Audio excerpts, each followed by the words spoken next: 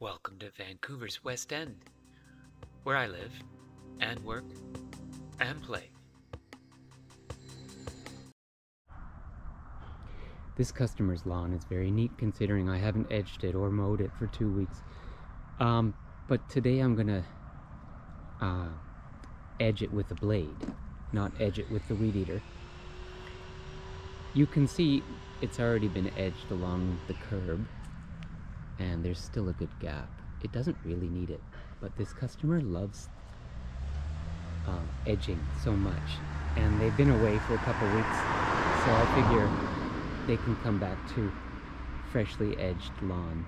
They'll be happy. So I use this ancient McLean edger.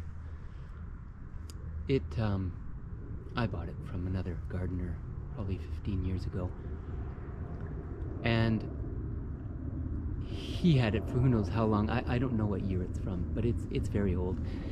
The advantage is you can keep gas in it indefinitely and it still doesn't care. It doesn't care about old gas.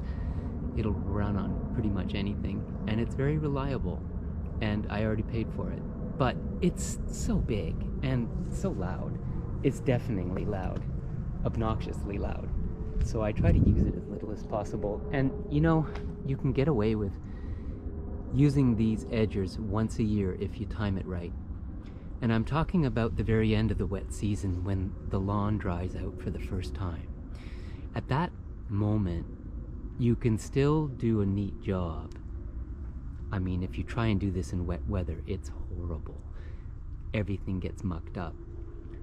But in dry weather, you can just kick up a cloud of dust along the sidewalk, which you take the blower and blow back into the lawn, and you're done.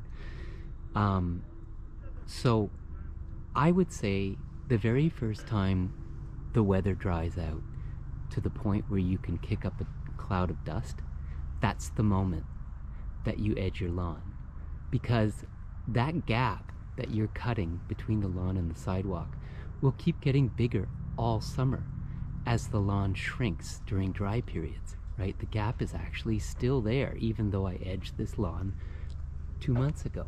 You can see it here, right? It's not as neat as it could be, but not bad. So we're gonna do it, and I will set it up and we'll run it for 2 minutes before we kill the neighbors, and then I'll do the rest later. And this blade here, what's left of the blade is probably good enough for today, and then we'll have to change it. Here's a new blade. You can see the difference in the size. So yeah, we'll change that at the end of the day and film it and add it to this video. Okay, so that edger has not been touched for a couple of months, and we're about to start it up, and I have every confidence that it'll start pretty much like that. I'll show you later, but on the side there is 2 metal levers, very ancient looking metal levers. One of them has a rabbit and a turtle at each end, and the other has like a running man and a stop sign or something like that. So running man means full gas, and the rabbit means choke on.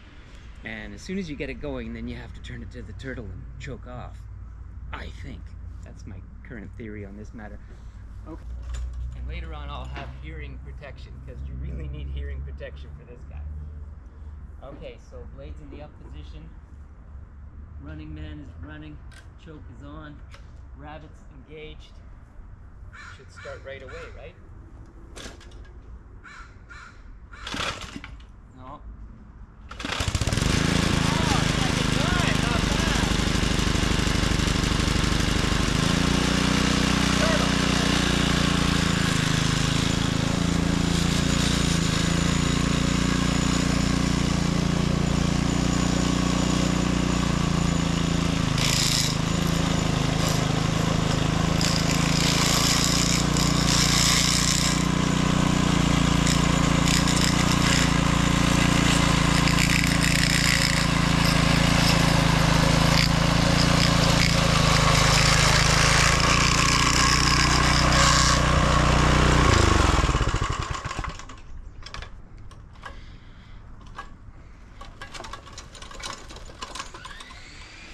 You walk backwards so you don't step in your own crap.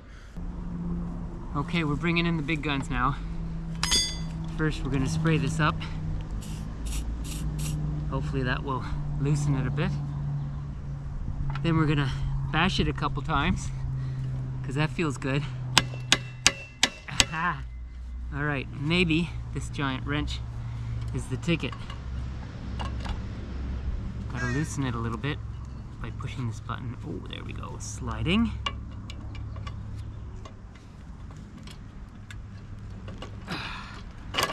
Come on.